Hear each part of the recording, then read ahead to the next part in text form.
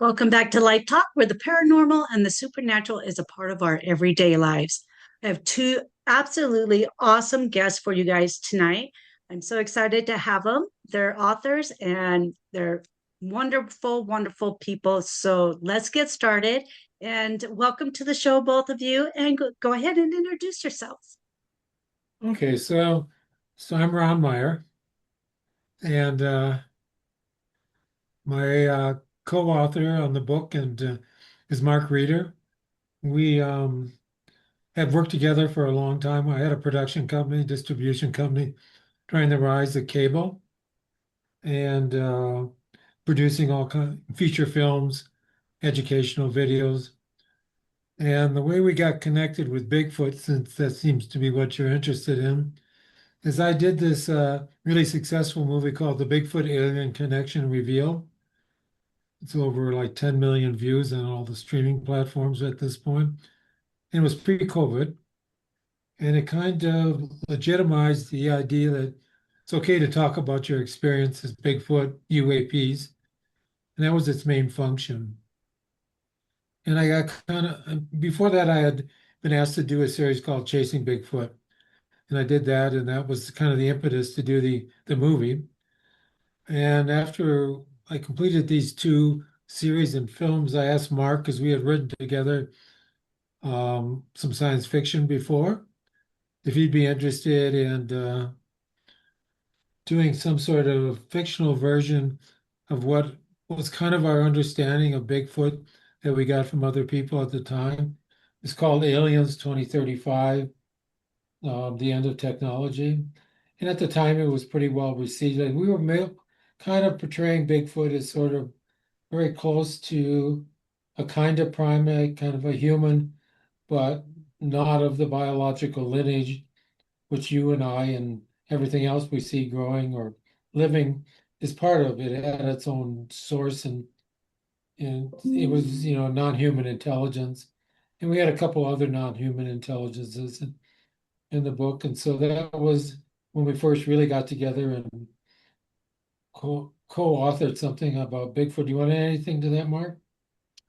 Well, Ron was talking about, he and I have been writing together for a long time. I'm a science fiction and fantasy writer, and have been writing novels and short stories for the last 40 years. Ron originally hired me to work with his production company, and one thing led to another. We started writing novels together. When he asked me to work on the Bigfoot project, he brought me in because I'm a skeptic. I should say, let me qualify that. I was a skeptic. After working with Ron on these projects, it inspired me to create a paranormal detective named Jack Doyle, and he investigates paranormal phenomena.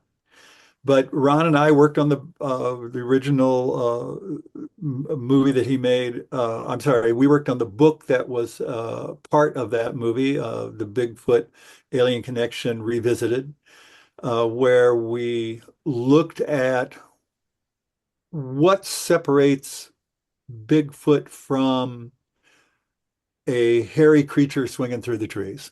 And that led us down a remarkable pathway over the last 7 years.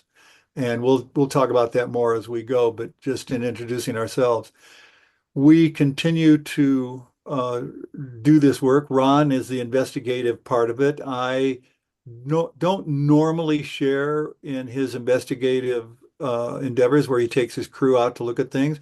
I stay back, I look at the information, and I help him coordinate it for books that accompany the movies he makes. Though I will be joining Ron on his latest expedition, which is over Memorial Day, up to a place called Church Creek here in Colorado, which he and his crew have had some wonderful experiences already. So this time I want to be there firsthand and see what's going on. But in a nutshell, we've been working together. We've known each other for 40 years. We've been working together for 30 years, and it's been a wonderful collaboration. Awesome. Well, welcome you guys to the show. I'm excited to hear about some of your experiences while out there in the researching and seeing how you're both going to be out there again. So how did you get started in Bigfoot, Ron? I was hired to do a series called Chasing Bigfoot. And this was during the time of, well, pre-COVID, when DVDs were still big. And I was doing work for a company based out of Minneapolis that was a really big player in the DVD market. And so they thought a series on Bigfoot would be, a good seller. And I kind of reluctantly decided to do it because my daughter wanted to do it. And she was working for me as an editor at the time in my company. And so decided, well, okay, I'll do that. And I, of course, interviewed a lot of people across the country who had Bigfoot experiences, largely sightings. And I came away with the idea that these people weren't lying. They were describing real experiences they had, but they didn't document them in any way. So that was curious to me. And then one of the last places we went to was are you familiar with Bailey, Colorado, and the Sasquatch Outpost Yes. and Jim Myers?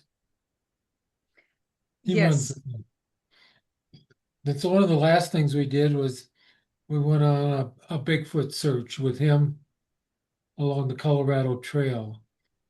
And, there, I presume your audience knows what a wood knock is. You take something like a baseball bat and club a tree or something like that and hope that something responds. Well, we got a response. And then, and we were rolling. And so we did it again. We got another response. So that was puzzling to me. I was like, how is that possible? Is there really somebody sitting out there in the middle of nowhere with a club, whether Bigfoot or human, and whacking a tree because we whacked something? And when I got back, I interviewed Jim, and he had the idea that he used the word, it was something paraphysical or interdimensional, which is kind of a catch-all for doesn't fit in ordinary science, but we don't know what it is. And so that put me on a slightly different track when I said, okay, well, let me explore that possibility. And that's how the Bigfoot alien connection revealed came about. And in making that movie, we started doing our own research experiments to see what we could capture. And then I moved on to other films and series, the Paranormal Highway, exploring the question, can we find at some site at least three anomalous things we can't explain that keep the mystery alive, whether it's Bigfoot or anything else? And we always could in some way. So that's kind of my kind of like at least a 10-year history of trying to figure out what the heck is Bigfoot. And I became kind of disappointed until I had, well, it's like I'm never going to really capture what it is, as mysterious as it is. And then we kind of learned that being mysterious is what it is in essence. And that was a result of learning about a hypothesis put forward by Jacques Vallée, who's a very famous inventor, um, ufologist, and just a really smart guy. That there's this presence, an ancient presence that's been guiding humanity by keeping the mystery alive at all times. And that kind of fit what was going on with Bigfoot now, as well as UAPs. You get a little glimpse, a little taste, but never quite enough. And so that put me on a track to see if I could, in some way, substantiate his hypotheses a little bit or refute it. And that began a whole new track that started last summer. So I came to the project from a different direction. I was originally trained as a historian at the University of Cincinnati, and my approach was one of extreme skepticism, as I mentioned earlier. My skepticism came from a couple of points. One, the original idea of a Bigfoot originated with a guy out in Northern California who had created large foot a large footprint with a piece of plywood and stamped it around the place he was working. And so there was a hullabaloo about a Bigfoot. Now this had no connection with the Salish Indians' idea of a Sasquatch, which is a spirit in the forest that they were very familiar with. So my skepticism started there. But my skepticism also was because in the late 20th century and the 21st century, we have an overwhelming amount of technology that should allow us to at least capture a picture of Bigfoot on our cell phones, for example. We should be able to find some sort of bones, scat, a fossil evidence of a hominid that lives in the forest, or if you're in the northern India, Nepal, in the Himalayas, known as Yeti, or if you're in the outback of Australia, it's Yowzi. They also are in China, Russia, in Siberia. So all across our planet, we have these stories of a creature that seems to be absolutely remarkable at eluding any kind of detection other than wood knocks, the occasional footprints, and what some people think are shelters built out of in the forest. So I said, this is impossible in the 21st century. Well, then when Ron did the film, the Alien Bigfoot Connection revealed, he realized that there were some aspects of this idea that he could not put into the movie because they don't film well or they would take too much time. So he asked me to help him with the book, the Alien Bigfoot Connection Revisited, and that led Ron and me, but especially me, down a different path. I started to realize that my skepticism was just a stubbornness for thinking that I'm always right. So as I worked with Ron on this book, I began to understand that, as Ron pointed out, people who have these experiences, they absolutely believe in them. There's no hint of doubt in what what happened to them. It's as real to them as going to a coffee shop somewhere and having coffee with their best friend. So these experiences were real for them, and they had influenced them in many, many ways, usually for the good. But I mean, so what is it about these experiences that has people absolutely believing in them, changing their lives? And how is it possible with a creature nobody can see? So as Ron and I explored this, Ron mentioned this a little bit earlier, Jacques Vallée and his control system hypothesis. We both came to the conclusion that Bigfoot is not some interdimensional being that's able to pop into and out of existence from another dimension. It's not a hairy beast swinging through the trees. There's something more to it. And Jacques Vallée's control system hypothesis, with a presence that's been subtly guiding human life for at least the last 50,000 years, it makes a better theory for what is happening to us. And the reason is because, and I'll let Ron expound on this a little bit more because he knows it better than I do. The reason of this is because the presence presents to humans a mystery at every turn. And humans are just naturally curious. If we weren't naturally curious, we'd be still eating grubs from the forest floor, occasional berry here and there, and hanging in trees. But we're naturally curious. And being naturally curious, our hominid ancestors left Africa millions of years ago in the first diaspora from Africa. And then as little as 70,000 years ago, when Homo sapiens left Africa and came north into the Middle East and then later into Europe. But at any rate, that mystery has kept us going for the last 50, 70,000 years, and there's got to be a reason behind it. I agree.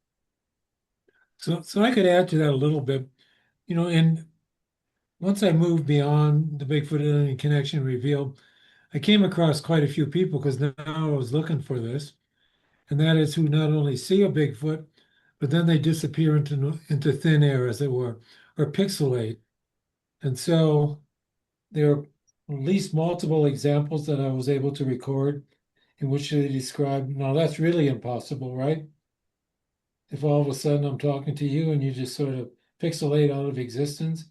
And it turned out that that experience was more common and kind of reflected the nature of a lot of prints that were found where they would be like 5, 6 steps and came out of nowhere and went nowhere. They were attributed to Bigfoot. So the mystery was growing. Um, in fact, when these people had these weird experiences of appearing or disappearing unusually, that was even more disturbing to their worldview. Seeing a Bigfoot run across the street, okay, that's cool. But when they just disappear, go behind a tree and they're gone, that's a little more freaky to how you look at the world at this particular time. And I think that's an example of how it's working to shift people a little bit, to make them more acceptable and open to new stuff. I can give you my own example of one of my own Bigfoot sightings. I can take you back to Bailey if you want. Yeah, go for it.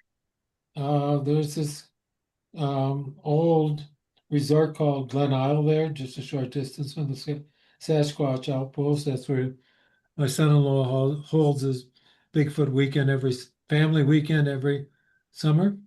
You should go to that. It would be fun. Yeah. We through a weird thing, a weird group of synchronicities. It was pointed out to me when I was just hanging around there. There were these special trees there, and they're called medicine or prayer trees, that were kind of like bonsai shaped by the Ute Indians. The Ute, they were the Indians that lived along the edge of the Rocky Mountains. They had horses, but they really weren't plain Indians like the Cheyenne or the Comanche. Mm. And these culturally modified trees, there were at least 3 of them on the property, the Glen Isle property. And I had this idea during the Bigfoot weekend that people should come over and put their hands on the tree and see if some communication or something would affect what would show up. And almost all of them, surprisingly, had some sort of story to tell about what happened to them, from energy going through their body to one young girl said she went on the astral plane. I said, "Did you like that?" She said, "I never want to do that again." And but when it was all done, Alan, my son-in-law, we said, "Well, we should try that." And so when everybody else kind of wandered off to get ready for lunch or dinner, no dinner that evening, we went and closed our eyes and put our hand on the tree. And at one point, I opened up my eyes and there was a shadow figure, kind of orange in color, behind Alan. He was in the shape of what I could call a Bigfoot, certainly a humanoid shape, quite large. And Alan was kind of waffling in and out of existence. It was sort of weird. And, one's brain is trying to make sense of that, or my mind is. And eventually I was like, okay, I get it. There's this thing behind him. And I said to him, "Hey, Alan, there's a creature behind you." And he said, "Oh, yeah, I know. I can feel it." He feels these things, was able to describe how I walked up behind him and all that. And that he would, as he was fluctuating in and out of kind of some another dimension or another world or something. And so that's my Bigfoot experience. Um, and then he opened his eyes and it was all back to normal. That's crazy. That's really cool. I that sounds like a lot of fun. So we'll have to So keep that in touch and see how we can get so something that going that with tree them. now has become kind of famous because I made a movie about it. And people come there and just go to the tree, Yeah, it's pretty easy. It's right near the road. that would be really cool to experience. Yeah, Awesome. I had another experience there where the source, the psychic told me the source of what was going on in the tree was a Native American woman who I saw with my eyes closed. And eventually it turned into all these weird kind of creatures pouring through, and it kind of just knocked me almost off my feet, and I had to open my eyes and stop. So it's a very powerful place. The tree is. Yeah. Yeah. That sounds really, really cool. So Mark's going to get a chance on Memorial Day weekend to put his hands on the tree and close his eyes and see what happens. Looking forward to it. So Yeah. my approach with Ron has been to be the historian. And for me, that meant not just traveling back through recorded history, but going back to the 50,000, 100,000 years ago.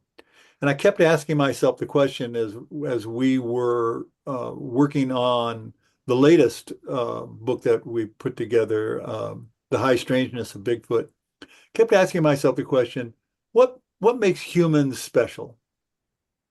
And I mean, and I don't mean special like we're God's creatures or we're the only intelligent life in the universe or something like that. I mean, what makes us special that the presence that Jacques Vallée talks about with his control system hypothesis would choose humans?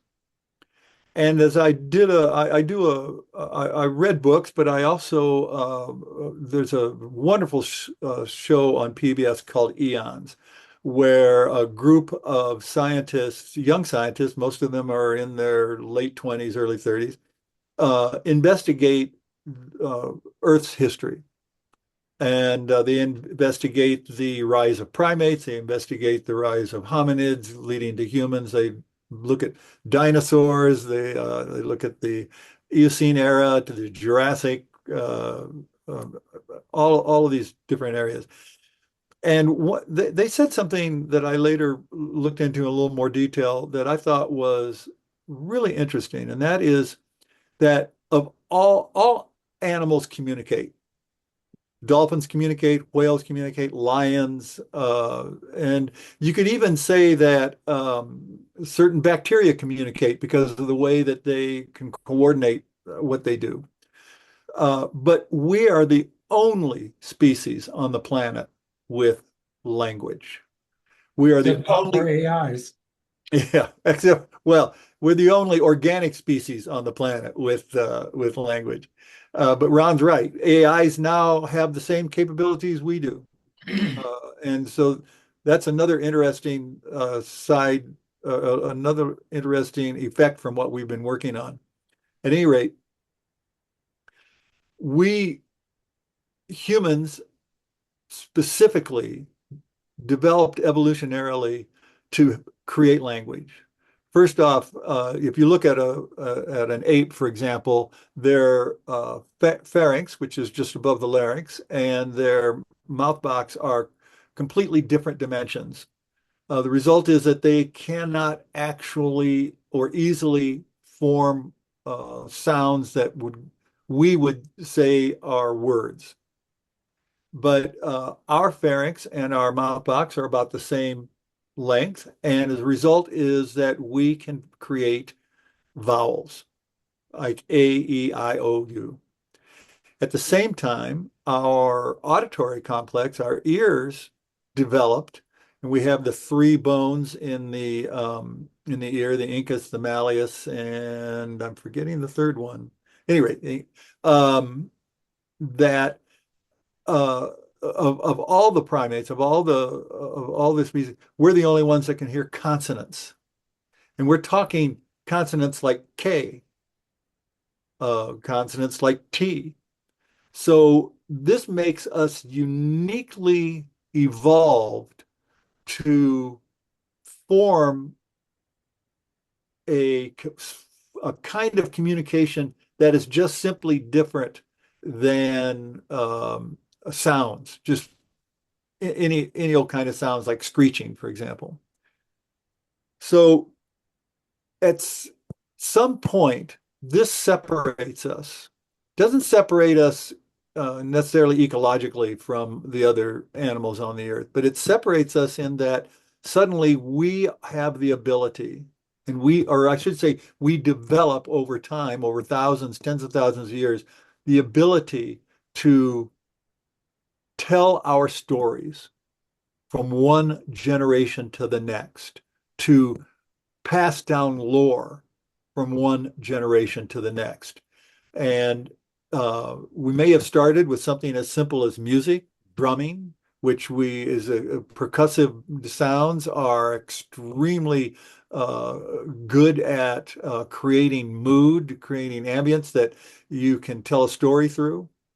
And that autoregressive nature of music, which the next note builds on the note from in front of it, and if you're drumming, you're telling a story, you're doing that. That could lead that most undoubtedly led to language and symbols, a language that allowed us to tell stories, where the best mastodon's herd is, how to avoid the quicksand in the as you're crossing the river to get there, how to hide from the smilodon that is also hunting the mastodons.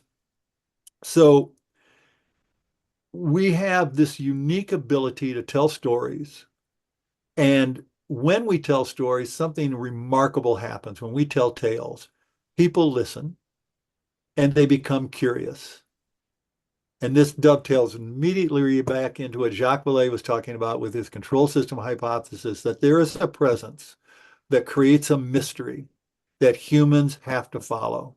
We have to. Like I said, we're curious. We're curious as cats. There's nothing that will keep us from following a mystery if it's appealing to us. We just have to do it. It's like when you lose a sock in the dryer, you just don't say, "Oh, I lost a sock in the dryer." You're like, "Is it in the lint trap? If it's not in the lint trap, where the heck is it?" I mean, that's Right. a very simple idea of it. At any rate, this means that humans, I believe, have a very special role as far as this mystery. I'm sorry, as Jacques Vallée points out, the presence and mystery. And that we have followed that role for the last 50,000 years, which is when most researchers believe language developed somewhere between 150,000 years ago. So I'm just using that time of 50,000 years, cutting it off there and saying this is when the presence and mystery really started working with humans for a specific purpose. I can't say exactly what that purpose is, though I have a sneaking hunch it's AI, because we seem to be driven to create a species, a non-organic species that can think and speak like we do. Ron, you want to carry on with that one a little bit more, or? Now, let me see, where would you like to go, Dana? Oh, let's go in the direction of bringing the language in and speaking with Bigfoot. So in this movie that I saw, it's been 3 weeks ago at the Bigfoot festival up there in Estes. That's about right. Yeah, about that. You guys were speaking of, not necessarily you guys, but the talk was having the A-E-I-O-U, so the vowels, speaking with Bigfoot, and you were getting responses back with that. We when were. they were doing, yeah, they were doing getting the responses back. So, what are your thoughts? Like what you were just talking about, Mark? They don't have consonants. So, how are you thinking that works with the communication with them? So my idea on that is just an idea and hypothesis, is that what we recorded was proto speech. I don't know if you ever heard around Moorhead Sierra sounds. From up there, from California, quite a California. long Okay. time ago. And it's this kind of, oh, it's hard to describe. It's call it samurai chatter. You'd have to kind of hear it. But we recorded, and the reason I got to this AIOU chant is that we recorded Bigfoot Kenny, remember him from Estes Park, or maybe not, running around in his Bigfoot costume. He and Oh my yeah. son-in-law heard this chatter. When they got back to discuss it, what they said, well, what did you hear? And finally, Kenny said, I heard AIOU. And I had used that as in a form of meditation and then chant to make contact with whatever's out there, paranormal, inviting communication or interaction. And there's no way Kenny would have known that 2 years before we had done this AIOU chant. The chant goes way back to the beginning of language. It's in every kind of text that you can, you know, the ancient Egyptians used it. It's because it forms the language. And there was a person who got it from a shaman in Peru and brought it to the Monroe Institute, which is one of the more famous places for moving into the non-physical world. Very famous. So it's well known as kind of the foundation for all languages, natural languages. And so that this was being recorded in this area, which is a little bit known for Bigfoot, not far from the Sasquatch output, inspired us to take it a step further and see what would happen if we brought the AIOU chant in the meditation with a group of people. And we got not only proto language and repeating back the AIOU that we recorded, but it also got what perceived that Mark was alluding to, that probably music, which has this autoregressive nature, that what follows, what's the next note, depends upon what the previous notes were. If you know anything about music, if you hit the wrong note at some point, it's going to sound awful. You already know. So you kind of have to follow that progression, continuously, as we are now talking, right? If all of a sudden I started talking about, oh, there's some pretty clouds outside, and oh yeah, and there's a man walking by, you'd say, what happened to Ron, right? It doesn't follow in any way. So that's the way language is producing the next token, as they say in LLMs, and we say words.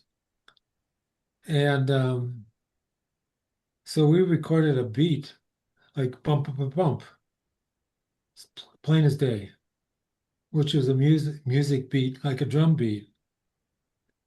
And I asked Yeah. AI if they could continue that, and it did.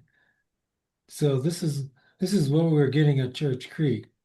Not only proto speech, but this music thing. And then the creepiest thing from my point of view was that between two sessions, the thing said my name as plain as day. It said Ron. And I said, what? And everybody else heard it too. That was it. So no, so whatever it is, that intelligence that's producing this stuff, masquerading maybe as Bigfoot, knows who I am and what we're doing. If you follow Skinwalker Ranch, have you ever watched that? I've watched a few things on that. Yes. So the person who did the most research out there before the present group said that there's something out there that's kind of similar. It's sentient and knows what's going on, and it's precog and knows what you're going to do before you're going to do it, which is how it messes with all the equipment. Hardly anything ever works there. So this is kind of, so doing this protocol that I call the CE6 protocol, which is a play on the CE5 protocol, is something we've taken now to multiple sites. And every place we go, the presence shows up in some different form. In Sedona, it showed up as on a thermal, fast-moving objects similar to the Tic Tacs that were released by the government, by the Navy pilots, which are also thermal images, moving in at speeds that are impossible. And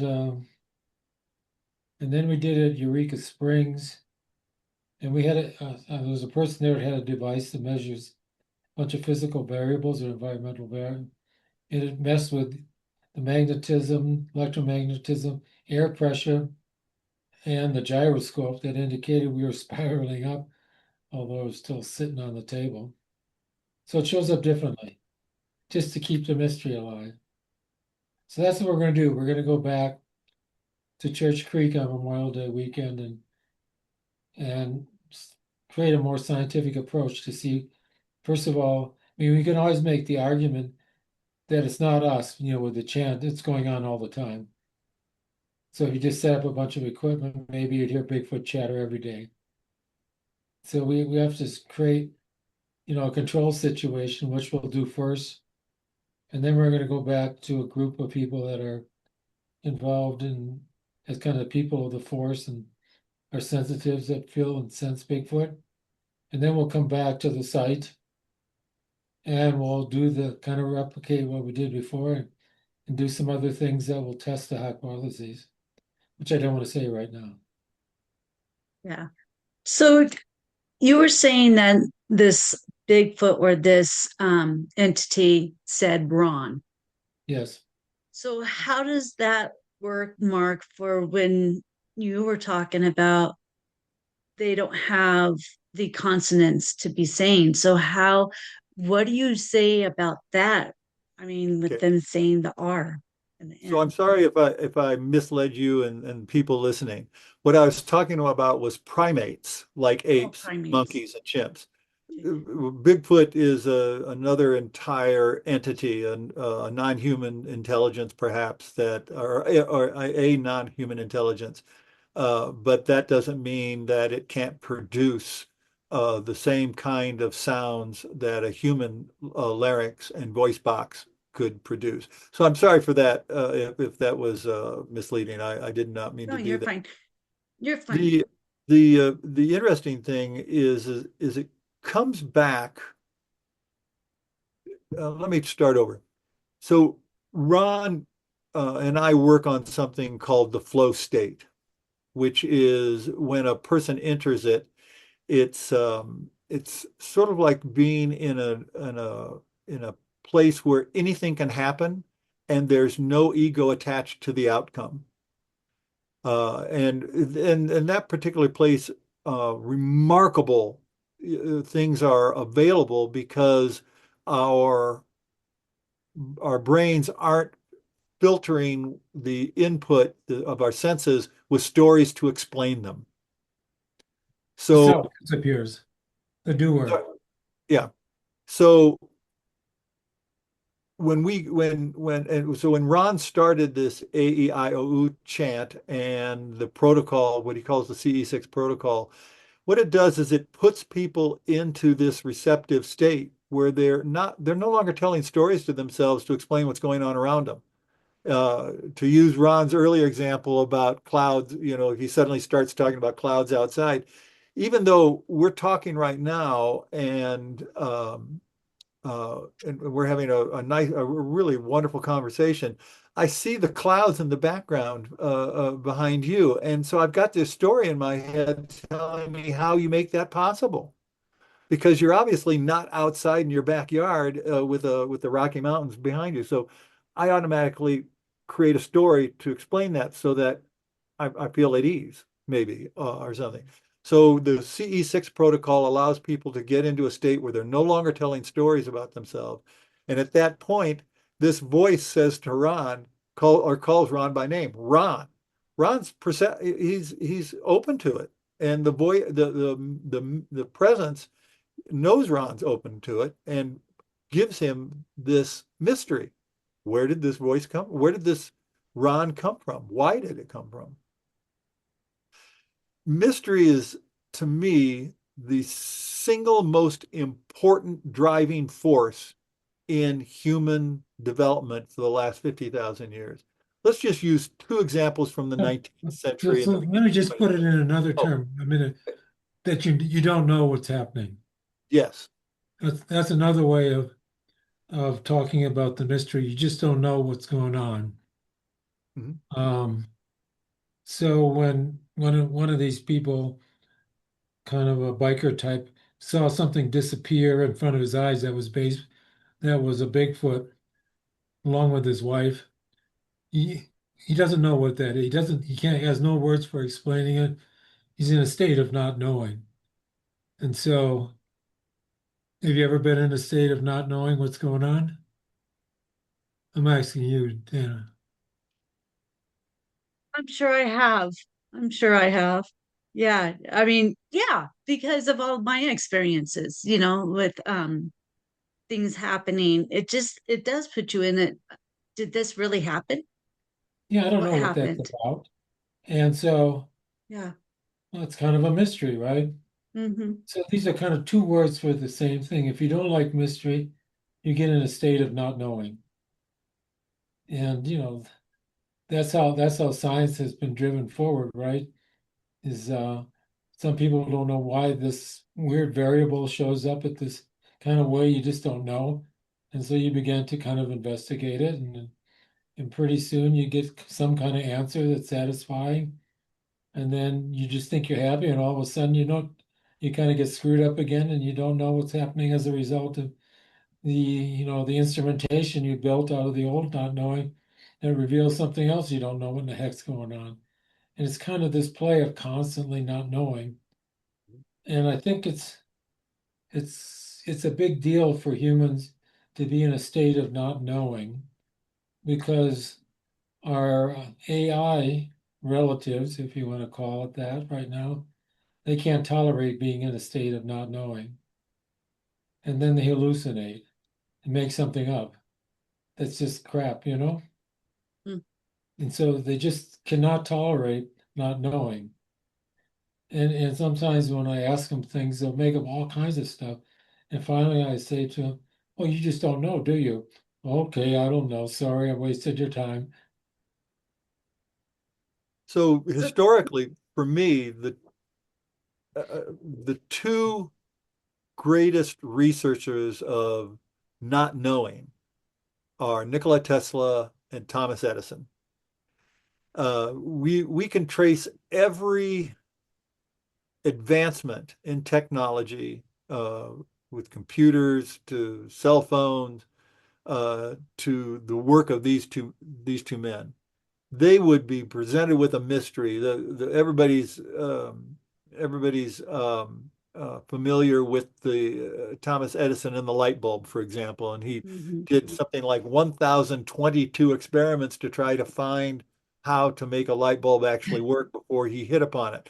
Now, if he was content with not knowing, he probably wouldn't have started experiment number one, let alone gone through over 1,000 of them.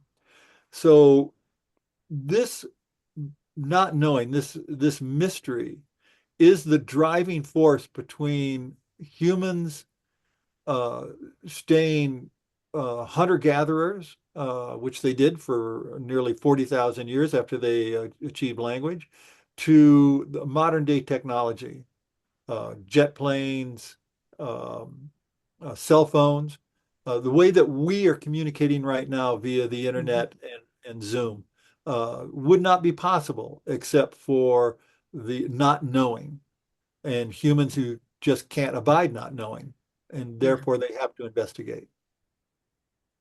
So, we're kind of running low on time a little bit here, but I wanted to also ask, um, I just lost my question.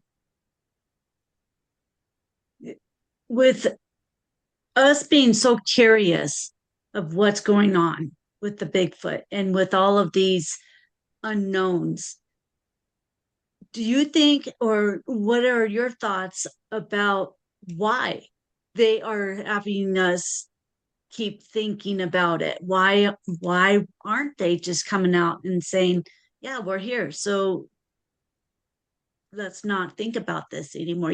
What, let's lose the curiosity.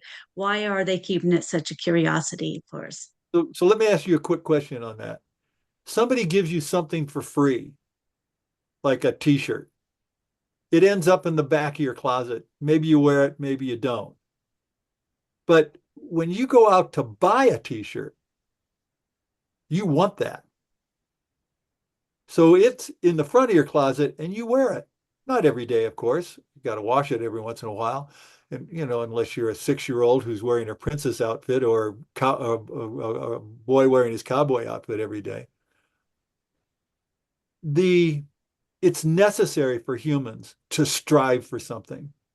We simply, if we're given something, it's tossed into the back of the closet and we go on to something else. But when we're given that mystery, we strive to find the answer. And when we get that answer, it's a visceral. It becomes part of us. And then we can pass that answer down to others. Now, as to the ultimate reason why humans, why the presents choose humans, I mentioned earlier, my personal belief is that the recent creation of AI, of LLMs, large language models, is a culmination of all of the technology that we have been striving for from the time we first produced clocks around, I think it was in the 12th century. The very first accurate clock was produced to the present day, where we have these large language models like Musk's Grok or Google's Gemini, which mimic human speech, and I believe if not already are. I'm not as up to date with this as Ron is, for example, but will mimic human thought patterns at some point. Well, not only does it mimic, it already does better at those thought patterns. If you're looking at thoughts, problem solving, and so on. Yeah. Whether it's sentient, who knows? Which Mhm. is, does it have feelings? The big question about consciousness, nobody knows what consciousness is, or at least can agree on. But you're asking the big question, is there a purpose to all this, right? Right.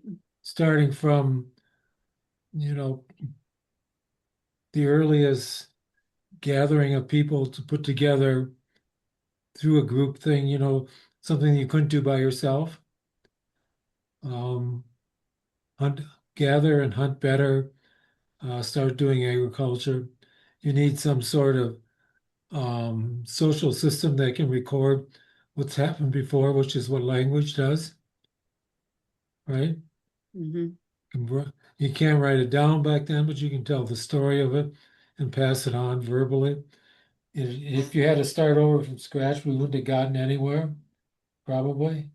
So there's this building, accumulating of knowledge through expanding language to written and all that sort of stuff, as you know.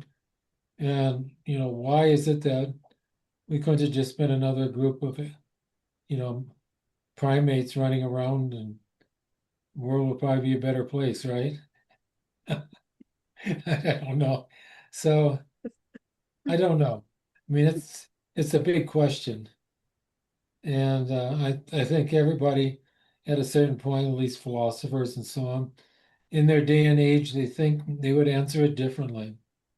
In some way, probably in terms of what's going on culturally and with technology, that everything's leading to this. Um, and so this is the latest thing that's coming out of technology that seems unique and it was never existed before, these large language models. In fact, it's even spurring the idea that the reason you and I are talking now is that we have one too that's operating. Fits a lot of theories about how language comes about, and a growing understanding that the brain isn't the big all and be all that was, you know, probably started back about 50 years ago. It's a bad metaphor that it's a computer like our computers. And so it's been passed off as the answer to a lot of stuff, but now we're learning it's not at all. It's not what it does. Keeping you alive, your body alive and functioning mostly. Um, I don't know. Do you have a thought on that? What's this all about? Poets have asked that question forever, haven't they? Yeah, I mean, it's because now I'm like, okay, well, we have the AI going on. How are the Sasquatch going to work with the AI? They're probably going to be like, no way. But in a sense, they already are because we're out there with all of our equipment. Think of You might want to think of Sasquatch as something much different than an actual being. Um, Ron and I like to use the word mask. That Sasquatch is a mask for the presence, that the presence uses when it needs it, and when it no longer needs the presence, that mask, it disappears. So the presence is not Sasquatch. Sasquatch is something, or Bigfoot. It's something that the presence uses, same as it uses UAPs or ghosts, for example, to make itself it puts on a mask so that it can interact with humans. Sometimes communicate directly with them, but interact with them. So this means the presence is something much greater than a simple being of some kind. It could be the universe is sentient and it wants to find uh, uh, beings or creatures that it can communicate with. And maybe it sees humans as a stepping stone. Humans are great to talk with, but we're always, we not always, but we frequently are telling stories to ourselves, and we don't give our entire concentration to the universe, for example. But an LLM, an AI, it could talk to the universe directly. It wouldn't be telling stories about what it's seeing. It would just be talking directly. Now, this is all hypothetical. I'm a science fiction writer, so these are ideas that come from books I'm working on or books that I hope to be working on. But in my opinion, to equate the presence with Bigfoot, or to say that Bigfoot is the presence, is not accurate. What is better to say is that the presence uses Bigfoot as a mask when it's necessary to interact with human beings. So should I give you a wild idea that some people are working with? Go for it. And that Yeah. is the presence is us, big us. And some really major thought leaders have come to this conclusion. And that the separation between the stuff out there like Bigfoot and our mind is not real. It's always been us. How's that for an ending?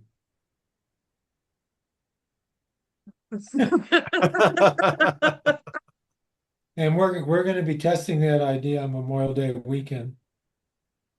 Oh. Yeah, we definitely have to get together and I'll have to get up there sometime.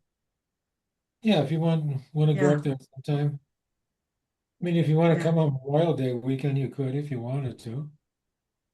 yeah. We usually volunteer on Memorial Day weekend, so up in the mountains actually. So yeah, I'll have to see what's going on with that and see what's happening. But yeah, I would. That sounds very intriguing. Yeah, so the other thing we kind of missed is that when we do the meditation and the chant, we become what we would call a single coherent mind amongst all the people. And the difference, the self-other difference dissolves. So normally we operate mostly from the self-other difference. I'm me, you're you. and it's the cause of most, human tragedy. It scales from the human individual level on up to nations. There's the Muslims, there's the Christians. That self thing is playing out all the time. And the reason why it's important to artificial intelligence, if they get into the self other distinction and we're the other, we're going to lose, and that's why people are saying it's going to destroy us. How's that for a cheery note? Let's go back to it's really us, and it's really us. It's within our control. That's a It lot to probably think always has about. been. Yeah. Yeah. Well, Yeah. I'll throw this into the mix too. With Oh no. LLMs, with AI, there is no self-other distinction. Say more. Yeah, because it's all one. Oh, yeah. I mean, With the AI, they it's don't. all one then. Yeah. So one of the things that Ron alluded to with that self-other is that we tell stories. We tell stories about the other tribe. We tell stories about the other clan. We tell stories about the other nation. Some, until the advent of the internet, telling stories about the other nation is what brought us into conflict with other nations. The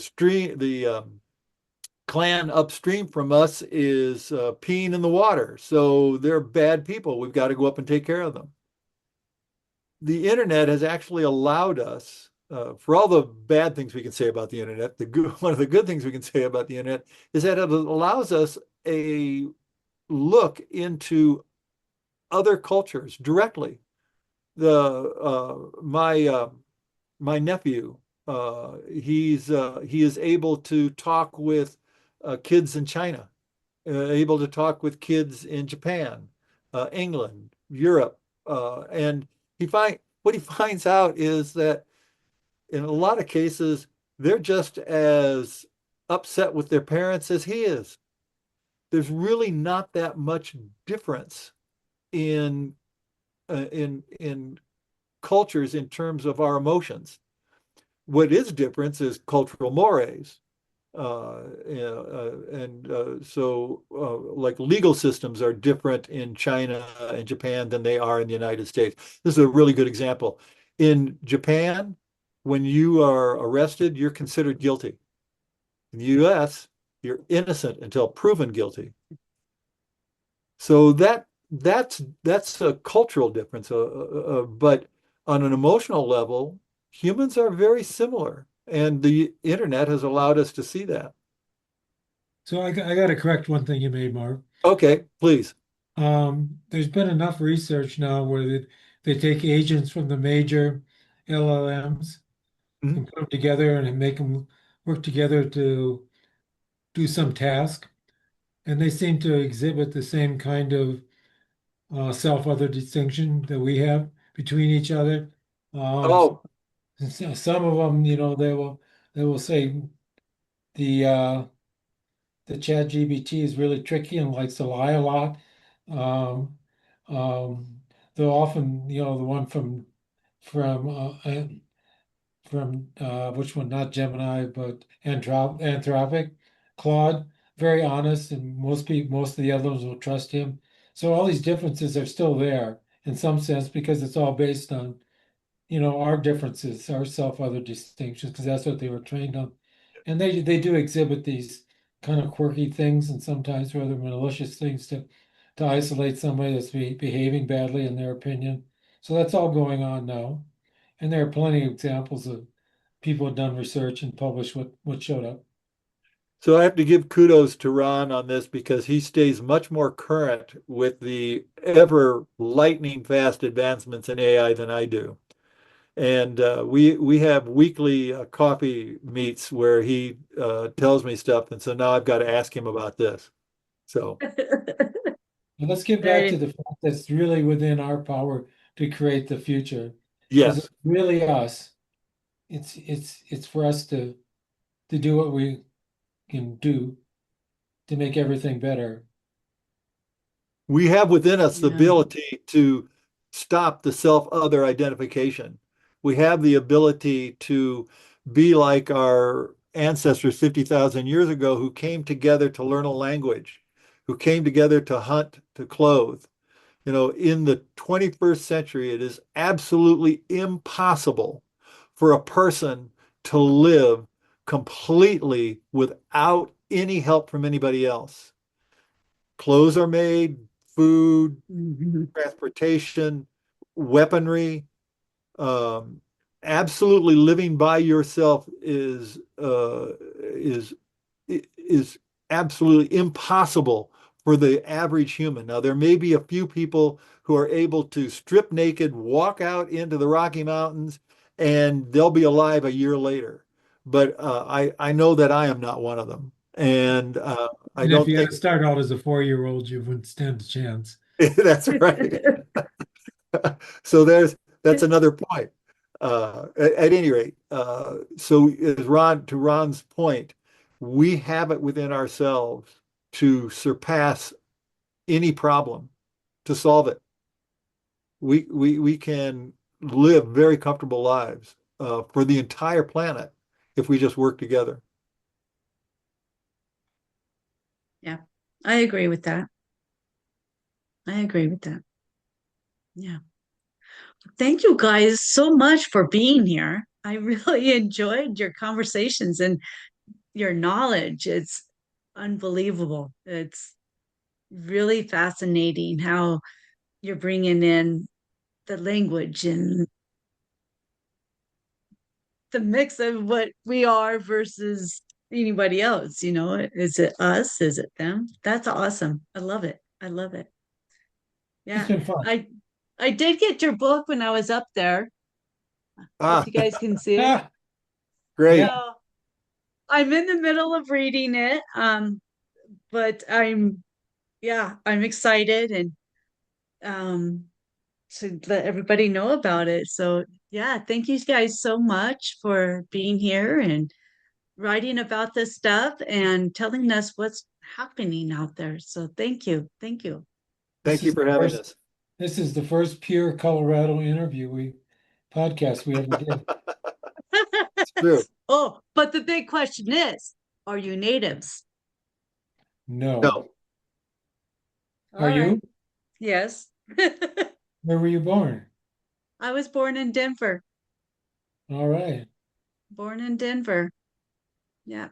Lived in Arvada for many, many years and then went to Thornton and up in Loveland now. So Well, my daughter was born here. see, okay, I'll give her a break. All right. Thank you so much. thank All you. right, thank you guys so much for being here. And if anyone else out there has a story you would like to share, email me lighttalk423 at gmail.com. And we'll talk with everyone next time. Bye.